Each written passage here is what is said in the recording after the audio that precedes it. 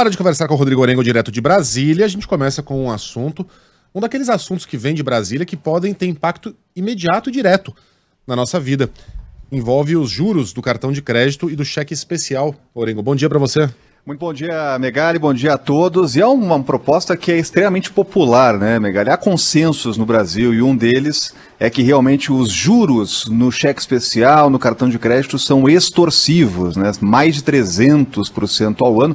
Olha, tem banco que cobra até 600% ao ano, alguns poucos bancos. A média é essa, cerca de 300% ao ano, no momento que a gente tem a menor taxa de juros da história, a Selic é em 2%. Então isso sempre é alvo de críticas, há esse consenso. Agora, o que não é consenso, Megali? É a maneira de combater isso, né? Então o Congresso Nacional aprovou uma proposta, o Senado Federal, isso vai para a Câmara agora, que estabelece o limite de 30% de juros ao ano, né? Então, durante a pandemia.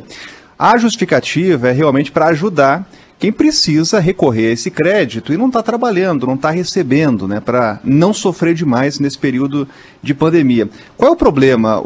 A Federação dos Bancos alega o seguinte, né, que essa é uma intervenção que vai tornar o mercado artificial, que vai gerar um desequilíbrio, né, em tudo que realmente tem interferência direta à mão do Estado, de forma artificial, sempre causa receio, né? Citar só uma das intervenções aí, aquele tabelamento de frete depois da greve dos caminhoneiros, que teve um impacto direto, inclusive, para os consumidores, porque esse recurso, esse tabelamento, ele foi repassado lá para o preço final, para o produto final. Então essa é a grande discussão, uma discussão de fundo.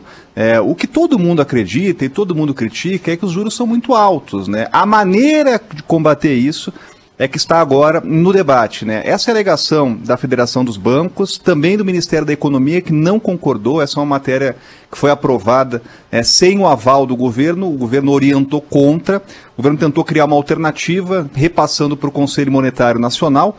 A política de controle aí desses juros não conseguiu ter maioria no Senado e agora vai para a Câmara. Eu estava conversando há pouco com o relator dessa proposta, que é o senador Lazier Martins, é uma proposta que é de autoria do senador Álvaro Dias, e a explicação do senador é que é um momento excepcional e por isso é preciso limitar, proteger quem realmente está aí sofrendo demais e tendo que recorrer ao cheque especial, ao cartão de crédito para pagar conta, porque não está recebendo. Ele alega que é um tabu que nunca foi discutido, né? Então chegou a hora de discutir. Agora, na Câmara, Megali, e tem que lembrar para as pessoas que já estão pensando, olha, será que realmente de imediato isso vai ter impacto nos juros? Não, tem que passar pela Câmara ainda, e na Câmara vai sofrer resistência. O governo está orientando contra, está tentando barrar essa votação, então vai demorar ainda para virar realidade, e é possível que trave, que tranque na Câmara aí, porque há uma pressão forte para essa não intervenção direta nos juros aí, que são, claro, estão na estratosfera, né? Mais de 300% aí no cartão de crédito, no cheque especial, viu, Megali? Tá bom, Orengo, vamos voltar a falar rapidamente aqui sobre os vetos presidenciais. O Congresso se articula, tenta chegar a um acordo, faz pressão, pelo menos uma parte de deputados e senadores se articula para fazer pressão.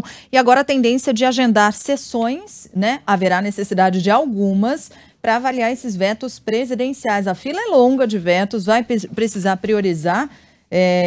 Especialmente aquele que diz respeito ao veto à desoneração da folha de pagamento, que tem gerado muita reação. Quando serão essas sessões aí? Já tem uma amarração nesse sentido?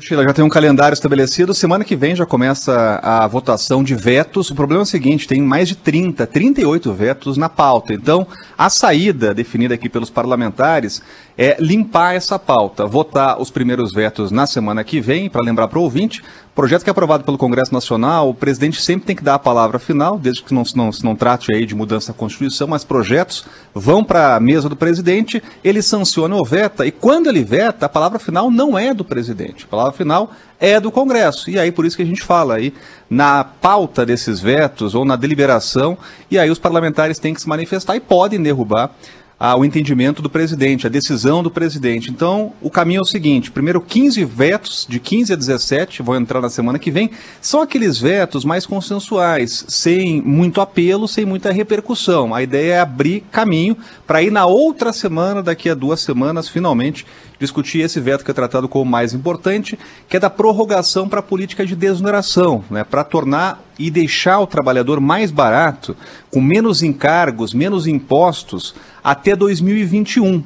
Essa política de desoneração, ela existe desde o final de 2011 e ela foi prorrogada pelo Congresso Nacional e foi prorrogada por unanimidade na votação no Senado, né? Foi surpresa de muitos líderes partidários o veto presidencial, porque tinha um acordo de votação. O governo acabou não cumprindo esse acordo, vetou, e agora essa proposta volta lá para as mãos dos parlamentares. Eu estava conversando, Sheila, ontem com alguns líderes de partidos aqui do Congresso, né, e a avaliação é a seguinte, que hoje já tem voto para derrubar, né? Hoje, no placar de votação, se a proposta fosse para pauta agora, ela seria derrubada, o veto seria derrubado e a prorrogação ela seria estendida até 2021, né? Aliás, o programa de desoneração seria estendido até 2021.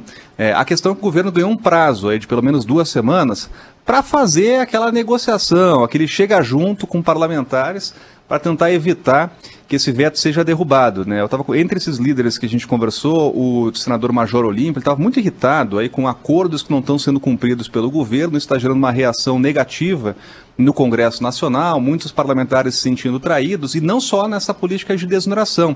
Tem outro veto também que vai cair, esse é o cenário, que é um veto a um trecho daquela lei do marco legal do saneamento, que foi uma lei histórica, né? Era um projeto necessário, urgente aqui no Congresso Nacional, só que tinha um acordo com governadores, que tinha uma cláusula que permitia a prorrogação de contratos de empresas estatais nesse ramo do saneamento, né? E chegou na mesa do presidente e ele vetou. Isso gerou uma reação muito grande, principalmente de governadores, de quem estava reticente a aprovar essa matéria e por causa desse acordo aprovou. Então são 2 vetos que têm uma perspectiva grande e devem cair. O da desoneração e também o da lei do marco legal do saneamento, né? Então em 2 semanas finalmente a gente deve ver esses vetos votados aqui no Congresso, viu, Sheila?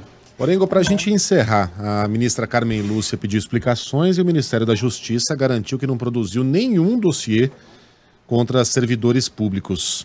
Produziu ou não produziu, Orengo? Esse é o X da questão, viu, Megali? E a gente vê como isso repercute, né, porque já envolveu os 3 poderes.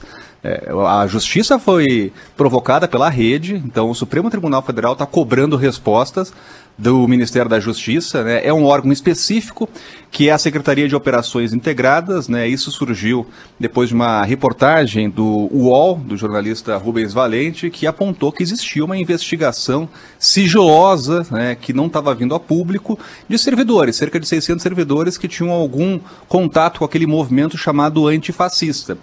Isso foi visto por, principalmente, integrantes aqui do Judiciário, por partidos de oposição, como uma perseguição a servidores e algo ilegal, porque é um procedimento que não é conhecido, uma investigação interna, que por isso que o Supremo Tribunal Federal foi provocado. A resposta do Ministério da Justiça é que não, que a Secretaria não age, claro, fora aí da legalidade, que não tem um caráter persecutório, que não tem essa investigação, mas mudanças já foram feitas lá na estrutura da Secretaria. E por que envolve os 3 poderes, Megali? Porque a Justiça já está cobrando resposta do governo, e essa é uma questão que ainda deve ir para julgamento de mérito, então poderemos ter uma resposta formal do Supremo Tribunal Federal, por meio aí dos 11 ministros, e tem também o ministro tendo que dar explicações a uma comissão de controle do Congresso Nacional. Então o ministro vai falar numa sessão sigilosa, já que envolve lá órgãos que trabalham com sigilo, sobre o que está realmente acontecendo, né? Por enquanto, a palavra do Ministério da Justiça é que não há nada ilegal, não estão perseguindo ninguém, mas a gente vai ver aí os próximos passos dessa polêmica aqui em Brasília. Certo. Orengo, bom fim de semana para você, bom trabalho até segunda. Bom fim de semana, até mais.